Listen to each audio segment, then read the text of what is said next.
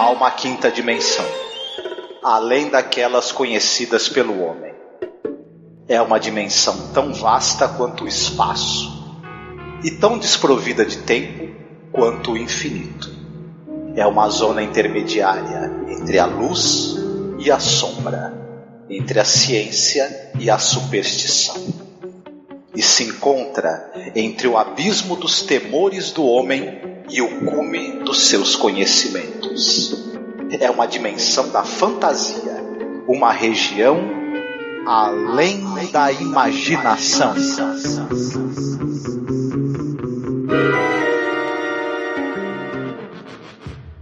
Pearson, you were with Corey during the crash. What happened to him? Nothing that I know of, sir. I can't understand it either. How much water is there? 5-gallon can, what we have on us. Then why waste it?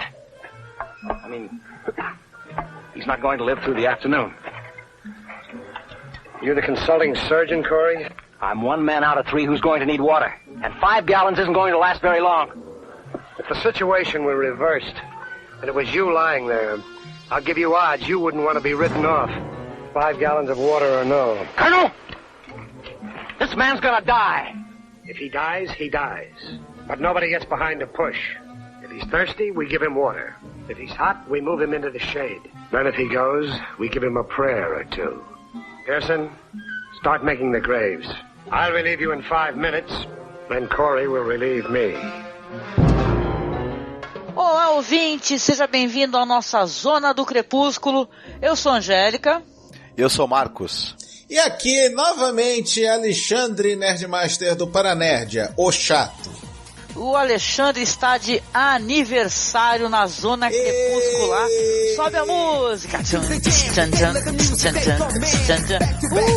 Parabéns, parabéns, parabéns.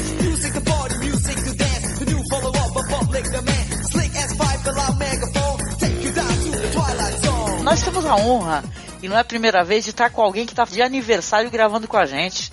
Tem que comemorar, cara, vamos comemorar. Pra mim isso é com certeza um presentão, você não tenha nem dúvida disso. E pra gente é um presente também, pô, parabéns pra ti, você sabe que a gente gosta demais de você. É, ele faz aniversário, quem ganha o presente é a gente, por tê-lo aqui no podcast. Não é mole? Rapaz. A nossa Zona Crepuscular está cheia de balões, todos com vórtice assim, ó. E Rod Serling fantasminha lá no fundo, só no balanço, cara. É isso, cara. E hoje nós iremos falar de um episódio de The Twilight Zone escolhido pelo nosso amigo aniversariante Alexandre. I shot an arrow into the air. Eu lanço uma flecha no ar. Esse episódio foi ao ar no dia 15 de janeiro de 1960. Episódio dirigido pelo Stuart Rosenberg. Roteiro do Rod Serling. Adaptação da história de Madelon Champion. Que aí tem historinha referente a essa questão do roteiro, né? De como é que foi a aquisição do Serling a esse roteiro. Beleza, o Serling, ele, quando tá produzindo a The Twilight Zone, claro que ia aparecer muita gente, né, querendo oferecer roteiro para poder ter a sua história na série, né. E ela ofereceu o roteiro pro Serling, que se interessou e pagou $500, né, pela ideia dela, coisa que, pelo jeito, é a única vez que ele fez uma coisa assim, entendeu? Pegou o roteiro de uma pessoa que ele não conhecia, já o trabalho, que não era um profissional, já da indústria, entendeu? Um roteirista famoso. Mas ela não apresentou exatamente um roteiro pra ele. Ela abordou o Serling numa festa. E ela começou a conversar com ele e expôs a ideia pra ele. Ele chegou, gostou muito da ideia e ele pegou o esqueleto da ideia que ela tinha dado pra ele, roteirizou e ele pagou pra ela e colocou nos créditos. Né? Foi acho que a primeira vez em que ele teve um roteiro que alguém contou pra ele numa festa. Pô, muito legal, muito legal. Esse episódio aí foi também gravado, que nem o The Lonely, que a gente já gravou faz tempo, no Vale da Morte, né, que é o Monumento Nacional do Vale da Morte, que é um parque nacional agora, né? Ali a região parece que é em torno de Zabriskie Point. Outra curiosidade também é que tem a narração do Sally na abertura, no fechamento, mas o episódio também, dessa vez, é muito interessante isso, ele tem o Sally falando no meio, né, coisa que ele só viria a fazer ali, talvez ali na terceira temporada, né, no episódio I Think the Body Electric.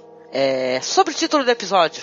O que acontece? O título desse episódio é a linha de abertura do Henry Wadsworth Longfellow, A Flecha e a Canção, que ela diz: eu lancei uma flecha para o ar, e onde ela cair não vou me importar. Isso numa tradução livre, né?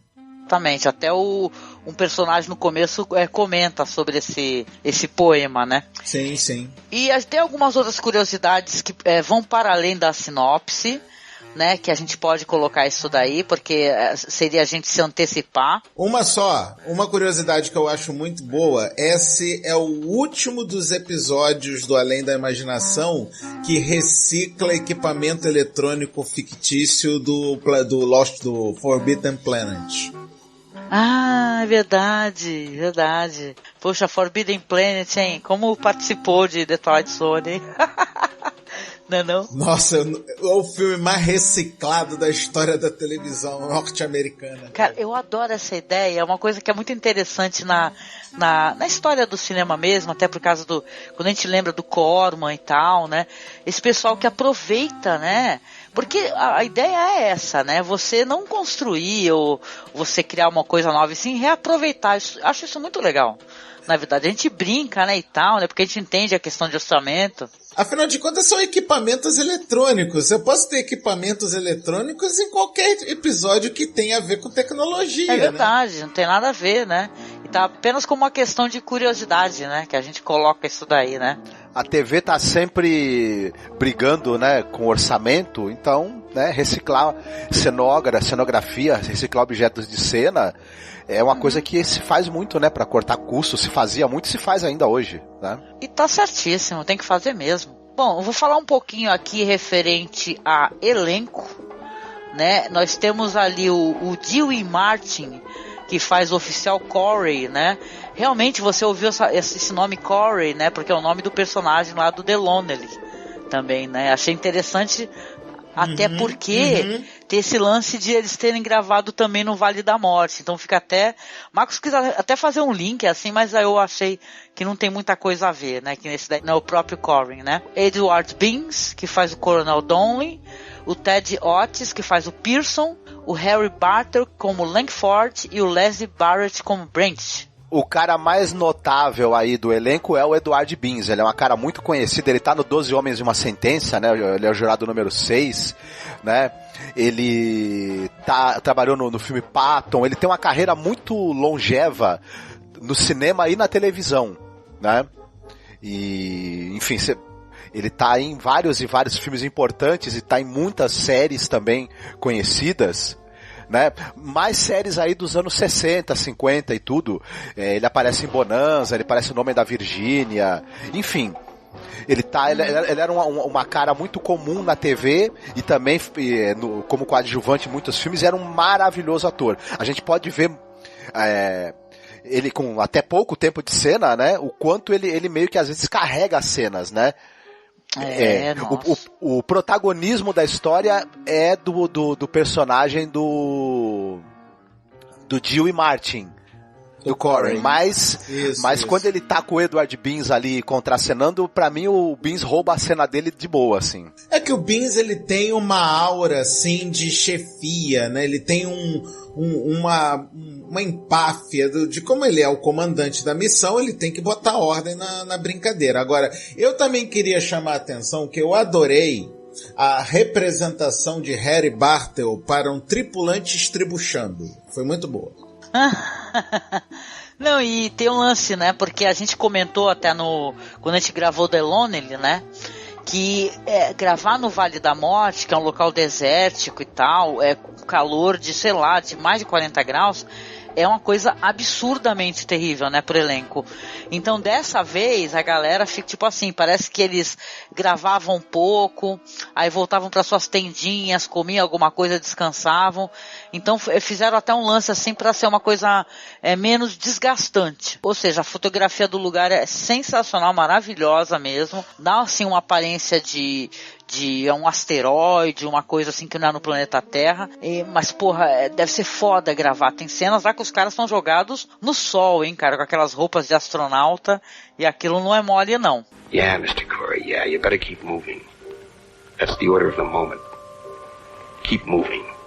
Nós vemos as desventuras do Flecha 1, o primeiro voo tripulado por 8 membros, que após a sua decolagem até que bem sucedida, ele acaba caindo no que se supõe ser um asteroide desolado.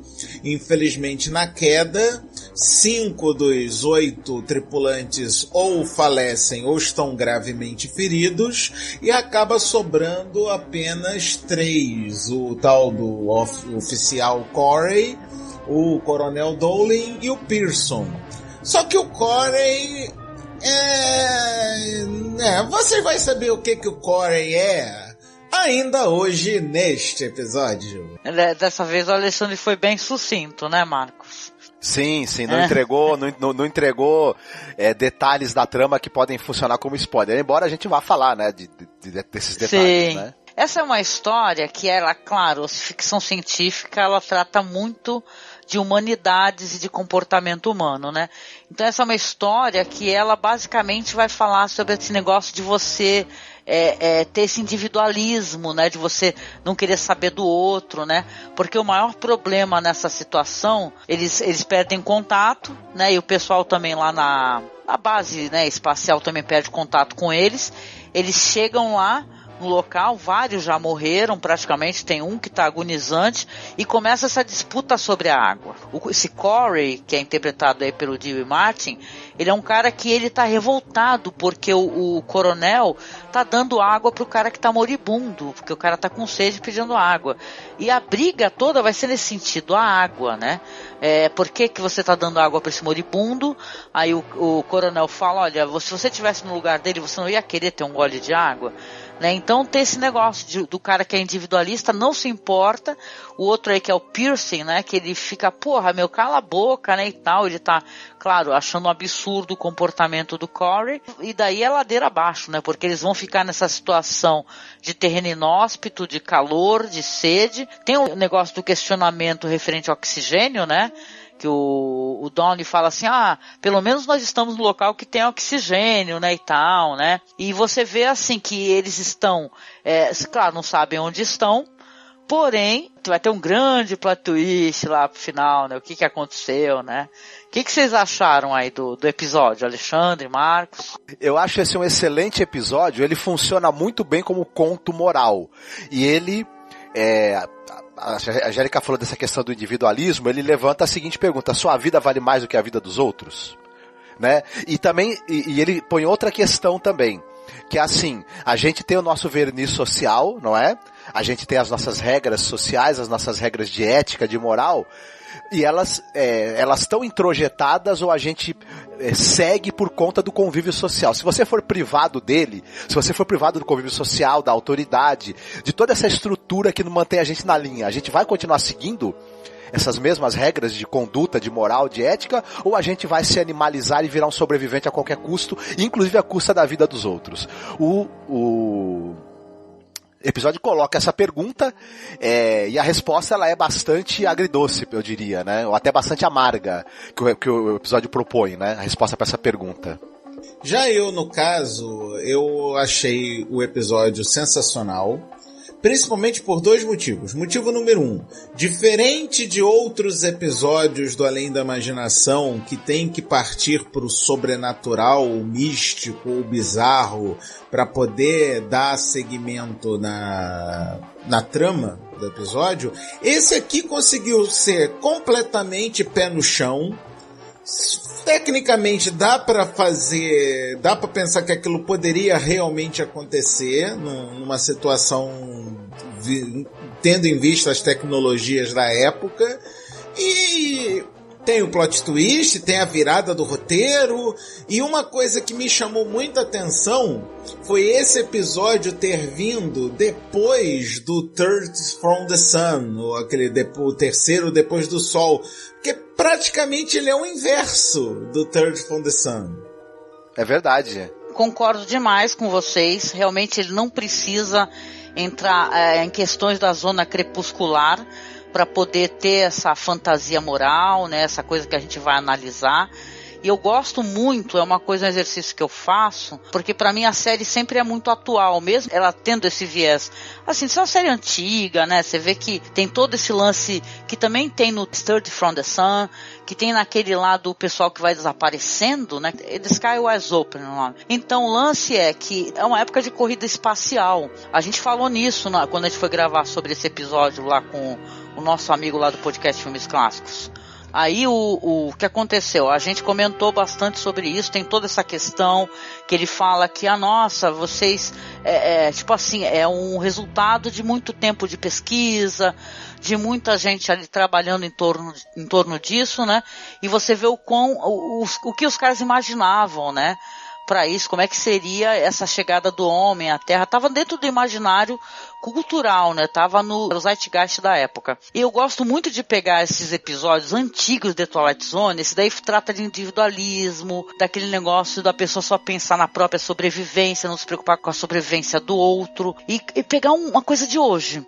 Então eu lembro que nos dias assim, pelo menos hoje, né, que eu recebi, hoje ou foi ontem, eu não recordo, quando a gente tá gravando aqui esse podcast, eu vi uma notícia que é aterradora, ela foi aterradora pra mim, porque ela mostra muito o que a gente está vivendo. 41 pessoas que foram condenadas à morte pelos passageiros que estavam na frente do avião, que eles insistiram em retirar as bagagens que estavam acima, entendeu? O avião estava pegando fogo, essa notícia é agora, assim, na data de hoje, a gente está gravando aqui no dia 8 de maio.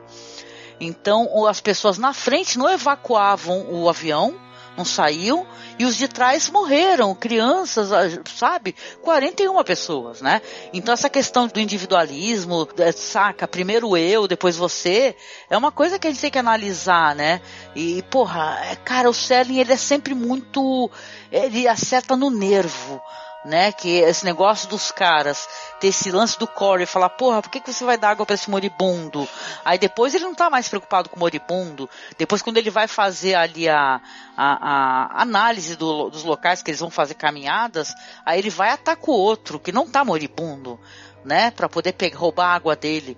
Então, né, o lance todo é esse, saca? Ele, na verdade, o Marcos falou muito isso sobre essa questão do verniz social, né, e a gente, ser humano, né, claro que eu nunca estive numa situação de limite absoluto, assim, para eu falar assim, nossa, o que eu vou fazer? Eu vou morrer ou eu vou tomar esse gole de água? Então a gente também não pode encher a boca, né, e falar que a gente é melhor do que os outros, assim, mas a gente pode tentar, sabe, analisar essa questão e pensar o quão bom seria a gente pensar de uma maneira mais comunal, né, e tal, e tentar ajudar e se ajudar o outro também, né. Então é assustador, cara, pra mim. É um episódio muito interessante, saca, visualmente, sabe, com pouquíssimas pessoas em cena, coisa que eu acho muito legal, sempre achei. Nos episódios de Twilight Zone, ele vai ter um grande plot twist que eu acho que é bom a gente contar logo, até pra gente poder falar, né, sobre isso, comentar, porque isso tem influência num dos filmes de ficção científica mais maravilhosos, na minha humilde opinião, de todos os tempos. O Rod Serling, ele é o cara que ele escreveu o primeiro roteiro baseado ali na história do Pierre Boulet, Planeta dos Macacos. E o grande plot twist desse episódio aqui é que os caras vão fazer isso tudo, o cara mais pra frente ele vai forçar o Corey a mostrar onde que tá o corpo do cara que ele achava que estava morto, né, e mais pra frente vai ter uma outra contenda, porque o Corey vai querer, inclusive, pegar a água, né, desse cara. O cara, no final de contas, o Pierce, ele não estava morto, então ele tá ali nos últimos estertores, e ele faz um sinal, assim, ele escreve na areia, não consegue falar nada. Enquanto isso, o outro, muito esperto, pega a arma, ataca ali o coronel pra poder, né, ele quer a água do cara, e ele, atirando no cara, idiotamente vai e pum, ainda acerta o cantil, né? O lance é interessante nesse episódio, como eu estava comentando, que tem uma narração no meio do Serling que ela é muito interessante, né? Porque você vê que ele, parece que é o cara que ele tá ali assistindo, ele também não tá se aguentando, né? Ele tá assim, pô, então vai lá, Corey, faz o que você tem que fazer, continua, vai andando, não para, hein? Vai seguindo em frente, né, e tal, e fica ali como uma, né, como a gente assistindo televisão, né? E vendo que o cara realmente que ele tá fazendo coisas muito erradas, ele vai ter uma grande descoberta. E aí, gente, qual que é a grande descoberta que ele vai ter? Que no caso, a queda do Flecha 1 foi na verdade no deserto de Nevada, e eles estavam a menos de uns 90 e poucas milhas de Reno, Nevada, ou seja, eles estavam na Terra o tempo todo. Poxa, mas né? É um final enlouquecedor, né? Porque aquele negócio dele ter matado primeiro o Pierce, depois o coronel, né, e tal, pra poder roubar água, no final não conseguiu roubar, né, porque furou o cantil na hora que deu o tiro. E ele chega e descobre, quando ele sobe e vê que tem postes e tem placas assim, Reno, eu não sei quantos quilômetros e tal, porque na verdade o Pierce fez ali na Terra, eles falam que são os postes, né, ele entendeu que eram os postes, né, que fez duas coisas assim cortando, né. Eu até pensei que era o sinal de igual, assim, a primeira vez que eu assisti, falei, nossa, será que ele tá fazendo sinal de igual? Mas o lance é que ele começa a dar risada, né, e começa a Pierce, por que eu fiz isso? E olha pra trás, os caras mortos, né, e cara, ele vai pagar, né, pelos erros dele. Eu fiquei até com essa impressão, né, não sei vocês, que com certeza dessa daí ele não vai se dar bem mesmo. Diante da suprema ironia dessa história, só restou a ele se ajoelhar e dar risada da própria estupidez, né, e claro que ele vai acabar sofrendo um inquérito e você vai ser responsabilizado, porque o que aconteceu ali, você não precisa nem de raciocinar muito pra né, refazer os passos ali do que houve, né, qualquer equipe policial vai olhar e vai falar, sinceramente, se ele sobreviver, né? Porque ele ainda vai ter que andar 97 milhas até chegar em Reno. E não é uma caminhada fácil, não, tá? Não, mas estava passando ônibus, cara. Tem uma estrada ali embaixo. Facilmente, se ele chegar até a estrada, ele vai conseguir pegar uma carona, qualquer coisa. Eu acho que era até isso que tinha nessa narração do Serling. Pra ele não parar mais de andar, então. Porque, ele vai ser responsabilizado pelo que ele fez, né? Pela matança. Em alguns momentos nessa narração do meio, né, que o Rod Serling, vamos dizer, incentivando o Corey a seguir em frente, me pareceu muito o diabo tentando Jesus no deserto. Lembra, né? Vai em frente, né? Mas o diabo tem aquele negócio de ficar tentando com coisas boas, né?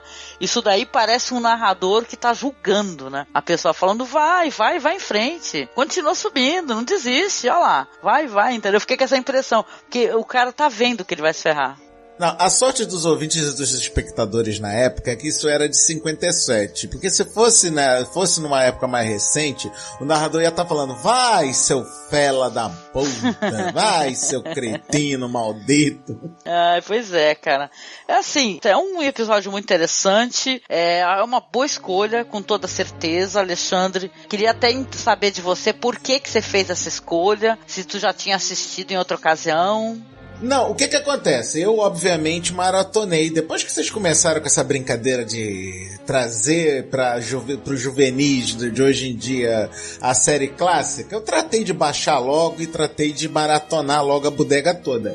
Aí o que me chamou muito a atenção nesse A Shot an Arrow into the Air é a história dele ser logo depois do Third from the Sun, porque no Third from the Sun são alienígenas que parecem que estão na Terra, mas que depois chegam na Terra. O plot twist é esse, é que eles não são terráqueos, eles são originalmente alienígenas. Já aqui é o contrário, porque são terráqueos que acham que caíram num planeta alienígena, mas que na verdade é a Terra. Então um episódio é espelho do outro, e foi o que realmente me deixou doido pra querer falar desse episódio, depois da gente já ter falado do Third from the Sun. Interessante que a gente gravou sobre o episódio da série nova, né? Que é o 6 Degrees of Freedom. E cara, é também espelho, de certa maneira, ali do Third from the Sun, né? Então, cara, é interessante como as histórias podem ser recicladas, ficam interessantes, ficam legais, né? Bem, eu curti, foi um bom episódio, gente. Desfecho interessante. Muito bom. Claro, tem uma questão muito moral. Eu adorei isso daí, porque às vezes é necessário jogar na cara das pessoas, né? Só muito. Até hoje ainda precisa. O Selling também, talvez, porque é o seguinte, tinha uma grande euforia por essa questão da ida do homem à lua, da corrida espacial, enfim, se a gente está em época de Guerra Fria, né? Então tinha uma grande euforia em relação a isso. O Selling também meio que está querendo dizer, talvez, que olha só, vocês estão tão preocupados em chegar no espaço, não resolveram nem os mínimos problemas humanos ainda, né? Eles vão acompanhar vocês, os problemas humanos, as misérias humanas vão acompanhar vocês no espaço, onde quer que vocês forem, né? Boa. Mais alguma consideração ou a gente pode ir para a parte de recomendações? Vamos para recomendação. Na hora das recomendações, a gente começa aqui pelo Alexandre. E aí, Alexandre, o que você vai recomendar pro ouvinte? Abusado como eu sou, né, fazer o que de ser o convidado nessa maravilhosa gravação, eu vou obviamente recomendar Planeta dos Macacos, com o texto maravilhoso do Rod Serling, o filme de 68, com Charlton Heston. Malditos, vocês conseguiram, seus malditos! Então é aquele filme velho, sim, é velho mesmo, é arrastado. É de 68, porra, então presta atenção, tem que ver pela época. Mas, cara, não tem como negar que é uma das maiores obras de arte cinematográfica da história do mundo, cara. Fora o fato que eu sou um maluco apaixonado pela série toda, que eu adoro todos os filmes do Planeta dos Macacos, até aquela porcaria do Tim Burton, eu também gostei. Caraca, esse daí não, hein? Não, é que eu sou muito fã da série. Cara, quem assistiu os 6 da série clássica, assiste qualquer coisa, porque depois do 4, foi um pega pra capar, foi um Deus nos acuda na série do Planeta dos Macacos, que qualquer coisa já tá valendo. Mas continuava bom. E sim, isso não pode se negar, continuava bom. E mais uma recomendação, só para manter no mesmo clima, eu recomendo que vocês assistam até agora a trilogia do novo Planeta dos Macacos, que tá, maravilhoso. Eles conseguiram renovar o lore da história do Planeta dos Macacos de uma maneira sensacional. E pelo amor de Deus, gente, dá um Oscar pra porra do Andy Serkis, cara. O cara faz um macaco melhor do que macaco de verdade, cara. O cara é o melhor macaco do que o próprio macaco, é bizarro, né, cara? É muito bom. Nossa, essa trilogia nova, ela é maravilhosa, eu amo, mas eu amo de um jeito a quintologia clássica, que vocês não têm nem noção. A gente gravou um podcast excepcional, que o pessoal comenta até hoje do podcast. Beijo grande pra Erika Ribeiro, que gravou com a gente, recomendou o nosso podcast. Então, é maravilhoso, né? E o lance de Planeta dos Macacos, que isso é uma coisa fundamental da gente entender. Porque tem gente que fala assim, nossa, a nova, né, versão do Planeta dos Macacos é tão boa, vamos esquecer a antiga. Não esquece a antiga, sabe por quê? Porque teve um problema muito sério com a quintologia antiga, que o nome disso é estúdio. É a Fox. Quanto mais dinheiro a Fox ganhava, menos dinheiro a Fox queria investir no filme. E chegou um ponto que o filme tinha que ficar fazendo o plano fechado, porque não tinha muita gente em cena. Então os caras conseguiram ali, na verdade, é uma odisseia, sabe? De ter até filmes bons, porque tiveram filmes interessantes, com baixíssimo orçamento. Baixíssimo orçamento, eu amo demais Planeta dos Macacos. Rod Serling tá envolvido. Vou ver se eu consigo botar na publicação pra vocês as fotos do Serling. Sabe que é mó legal o Serling lá com o pessoal caracterizado, sabe? É muito divertido. Você vê que ele tá... O Rod McDowall de macaco é uma coisa sensacional. Nossa, o Serling tava tipo pinto no lixo, a coisa mais fofa as fotos do Serling. Vocês têm que procurar, eu vou procurar e vou botar na publicação pra vocês verem, viu? Que é muito maneiro. Uma puta recomendação. Cara, a maior prova do uso mambembe, vamos assim dizer, dos recursos foi A Fuga do Planeta dos Macacos, que eles trouxeram os macacos pra cá, pro planeta, porque a gente não conseguia mais fazer nada no planeta deles. Esse daí é divertido, esse filme, né? Muito, eu adoro esse, cara. É um dos meus favoritos, cara. Muito bom mesmo. Eu tenho a dizer o seguinte, quem ainda não assistiu a quintologia original, quem ainda não assistiu o primeiro filme da quintologia original e fala que é nerd, dá licença, viu? E fala que é uma pessoa que gosta de cultura pop, de ficção científica. Se você não viu, vá ver agora. Toma vergonha nessa cara! Porque você tá perdendo... Vagabundo, sem vergonha! E teve também a série de TV, né? Que... Teve a série de TV, teve a série de animada? De desenhos animados. Agora, peraí. Não, peraí, desculpa. Eu sei que eu não devia, mas eu preciso interromper. É desenho desanimado nesse caso, tá? Porque, vou te contar, né? A Filmation é muito... Não, a Filmation é muito falcatrua, não, cara. Sim, mas eu assisti na época, quando a gente foi gravar o cast, e uma coisa interessante que tem nos desenhos, tá? Tudo bem, pode não ter um ritmo que interesse, como são os desenhos hoje em dia, que são totalmente anárquicos, né? É outra época, mas assim, tem muito do livro do Pierre Boulle, né? Que é o negócio de ter realmente tecnologia, ter helicópteros e tal. Então nisso o desenho o pessoal vai se refestelar, porque é um sci-fi assim, onde você vê que a tecnologia existe. Não é uma coisa mambembe, entendeu? Não é uma coisa, é meio tribal, assim como é colocado, né? É porque em desenho animado é mais fácil de fazer, né? Não, é curioso. Eu recomendo muito, demanda menos orçamento às vezes do que um filme, né? Mas não tem problema, gente. O interessante é que são coisas que, claro, são coisas até datadas, mas elas são muito legais, e o primeiro filme é excepcional. Vamos lá então. E você, Marcos, qual que seria a sua recomendação? São duas. A gente vê, né, esses 3 astronautas numa situação limite, e um deles fazendo tudo para sobreviver, inclusive disposto a sacrificar os outros. E a gente vê isso num filme muito bom, que é o Invasão Zumbi. O Train to Busan, que é um filme de 2016. Maravilhoso! Esse filme é muito bom, cara! E é bem essa coisa. O pessoal acontece um apocalipse zumbi, né? Na Coreia do Sul. E tem 2 diferenciais aí, basicamente, que é um filme de zumbis e trem, né? Que é muito legal. E tem muito isso de que não bastasse a situação do pessoal tá terrível, muito perigosa, é muito difícil, tem ainda as pessoas que resolvem com o seu egoísmo, né, e piorar tudo. Então o filme é muito interessante também como fábula moral, é bem bacana.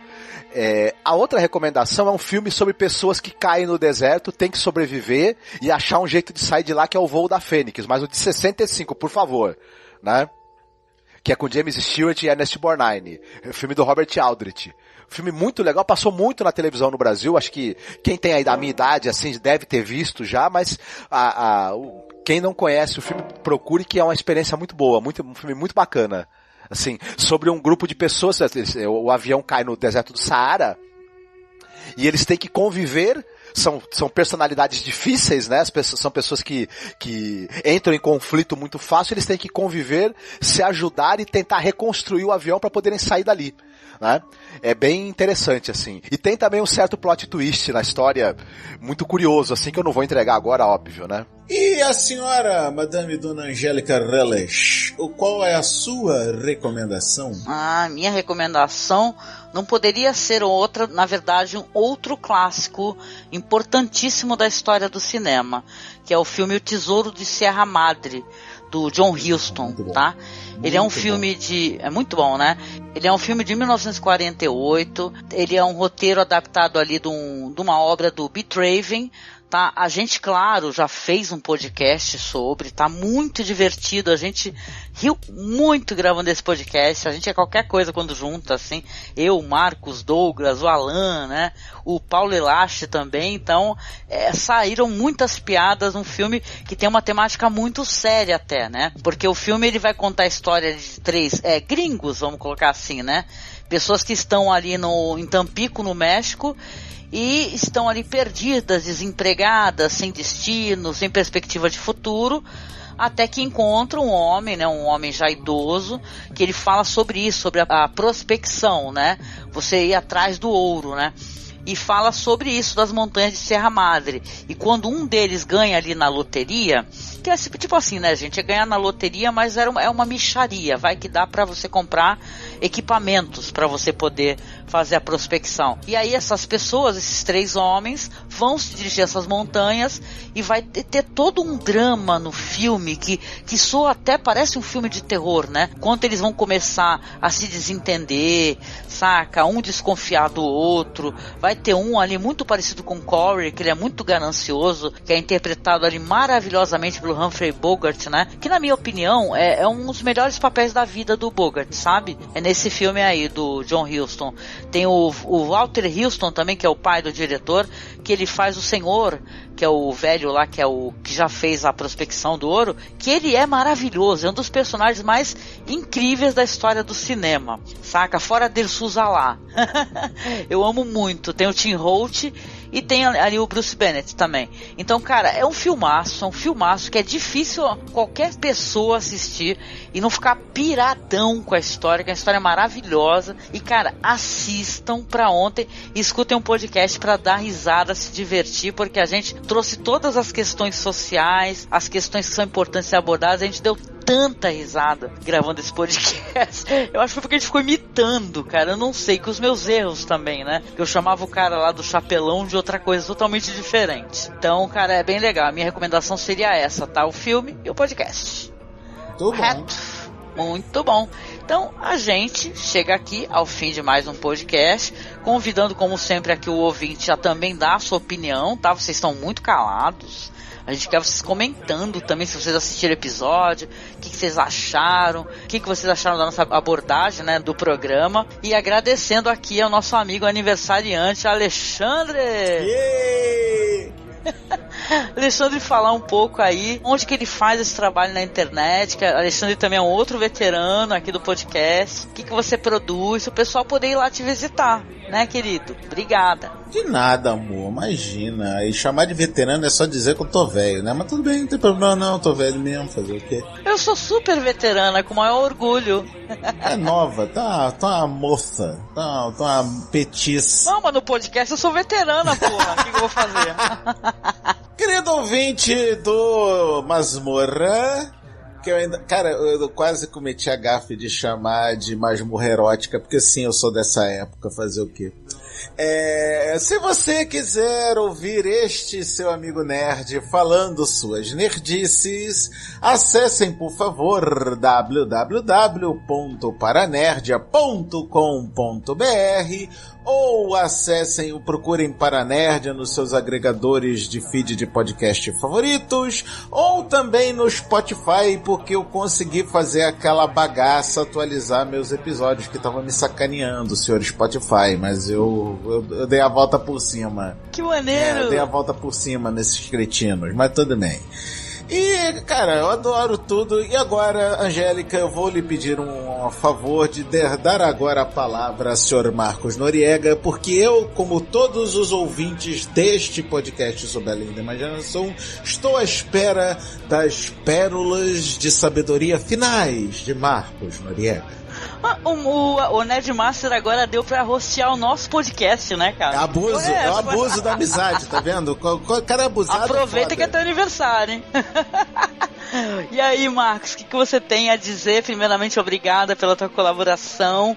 O ouvinte não sabe, mas está muito gripado, participando com a gente. E aí, o que você vai falar pro ouvinte, deixar um recado final?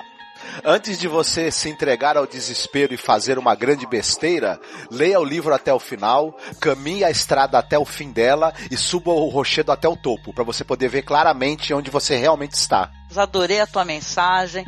Eu convido o ouvinte aqui, como sempre, a curtir lá nossas páginas no Facebook. Tem a página do podcast, que é Além da Imaginação Podcast, onde você pode assistir os episódios, tá? Esse episódio vai estar presente na página também. Conhecer mais detalhes sobre a série, compartilhar seus pensamentos lá no nosso grupo, que nós temos o grupo Fãs de Além da Imaginação, então não deixe de acessar. tá? Nossos perfis estão todos linkados aí na publicação, então você pode interagir com a gente à vontade, ou inclusive no grupo, né? Porque no grupo eu também tô lá administrando, o Marcos também participa, é só perguntar e nos chamar, tá certo? Então a gente deixa aqui um grande beijo, grande abraço para você, fique com essa mensagem em mente, tá? Pense no outro também, não precisa esquecer de si, mas pense também no outro, tá? E um beijão para você e até o próximo podcast. Fiquem bem. Tchau, ouvintes. Até a próxima.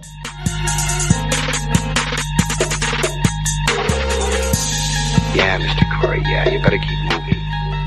That's the order of the moment. Keep moving.